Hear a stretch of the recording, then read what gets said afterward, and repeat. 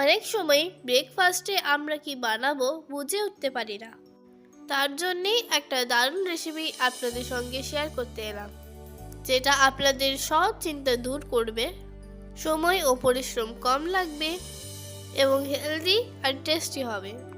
তাহলে আর কথা না বাড়িয়ে চলুন তোরসার কিচেনে যাই। চলে এসেছি তোরসার কিচেনে।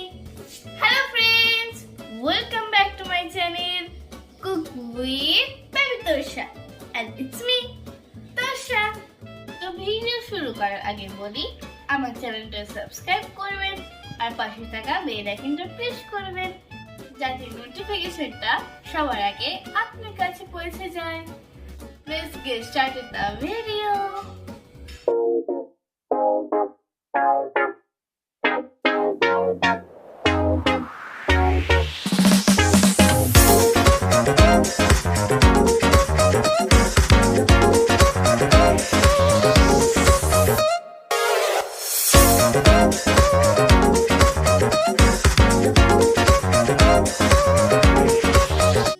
তো প্রথমে আলুগুলো সেদ্ধ করতে দিলাম।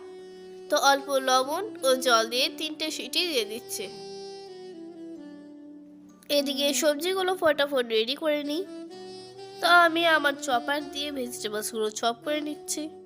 প্রথমে গাজরটা করে নিলাম, একটা ক্যাপসিকামও চপ করে নিচ্ছি। আপনারা এর সঙ্গে কাঁচা লঙ্কাও অ্যাড করতে পারেন। আপনারা তো জানেন আমি ঝাল খাই না, তাই দিলাম না। এবার কয়টা পেঁয়াজ চপ করে নিলাম। দেখছেন কত অল্প সময়ে কত সুন্দর চপ হয়ে যাচ্ছে। আপনাদের যদি না থাকে তাহলে একটা কিনে নেবেন, অনলাইনে এটার দাম খুবই সামান্য। এদিকে আলু সেদ্ধ হয়ে গেছে, পিল অফ করে নিলাম। একটা বড় বাটির মধ্যে সব নিচ্ছি। এবার আলুগুলো ভালো করে ম্যাশ করে নিচ্ছি। এই খাবারটা ব্রেকফাস্টও খাওয়া যাবে, আবার ডিনারেও খাওয়া যাবে। তাছাড়া স্কুল বা অফিসের জন্য টিফিনেও দিতে পারেন। এবার চপড ভেজিটেবলগুলো দিয়ে দিলাম।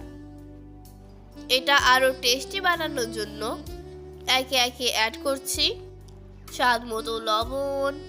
হ্যাঁ, লবণটা একটু চিন্তা ভাবনা করে দিবেন, কারণ আলু সেদ্ধ করার সময় লবণ দিয়েছিলাম, তাই এখন সবজির পরিমাণ হিসেবে দিচ্ছি গোলমরিচ গুঁড়ো, ভাজা জিরে গুঁড়ো, ধনে গুঁড়ো, হলুদ গুঁড়ো আর অল্প পরিমাণ লঙ্কা গুঁড়ো। 2 বড় চামচ ময়দা দিলাম, ওই 1 কাপ মতো, আর একটা ডিম ভেঙে দিলাম। এবার সবগুলো খুব ভালো করে মিক্স করে নিচ্ছি। Mixing and mixing and mixing. এর মধ্যে যেহেতু ভেজিটেবলস আছে, এটা আপনাদের বাচ্চাদের পক্ষেও খুব ভালো একটা খাবার। এবার অল্প অল্প জল দিয়ে একটা ব্যাটার তৈরি করে নিচ্ছি। বাই দ্য ওয়ে, এখনো পর্যন্ত যারা আমার চ্যানেলটা সাবস্ক্রাইব করেননি, প্লিজ সাবস্ক্রাইব করে নেবেন। আর যারা পেজ থেকে দেখছেন তার পেজটাকে ফলো করবেন।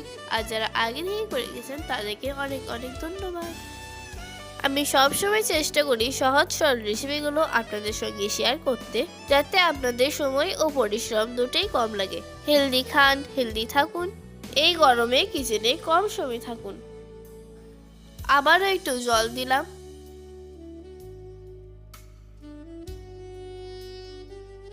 এই দেখেন ব্যাটার রেডি। আপনারা নিশ্চয়ই দেখে বুঝতে পারছেন এর থিকনেসটা কেমন। এবার গ্যাসে একটা প্যান বসিয়েছি, দিলাম সাদা তেল। ও বাবা, তেলটা মনে হচ্ছে একটু বেশিই পড়ে গেল। যাই হোক, এখন 2 চামচ মতো ব্যাটার নিয়ে একটু স্প্রেড করে দিলাম। ওই যতটা গোল বানানো যায় আর কি। আমি তো বাপু বুঝতে পারি না, যখন ভেঙে ছিঁড়ে টুকরো টুকরো করে খেতে হবে, চিবিয়ে চিবিয়ে তাকে পেস্ট বানাতে হবে, তাহলে অত গোল হলো না লম্বা হলো, দেখতে কেন হবে? তো যাই হোক, উল্টে পাল্টে ভালো করে ভেজে নিচ্ছি। প্রথমে মিডিয়াম হিটে করতে হবে, পাল্টে করার পর গ্যাসের ফ্লেমটা হাই করে দেবেন। কথা বলতে বলতে এখন ভাজা হয়ে গেছে, এবার তুলে নিচ্ছি। তো বাকিগুলো একইভাবে ভেজে নিচ্ছি। আগে যেহেতু তেলটা একটু বেশি দেওয়া ছিল, তাই এবারে আর তেল দিলাম না। দেখছেন মাত্র কয়েক মিনিটেই আপনাদের সঙ্গে কথা বলতে বলতেই সবগুলো ভাজা হয়ে গেল। টানটানা, ইটস রেডি। তাহলে দেখলেন তো কত সহজ রেসিপি।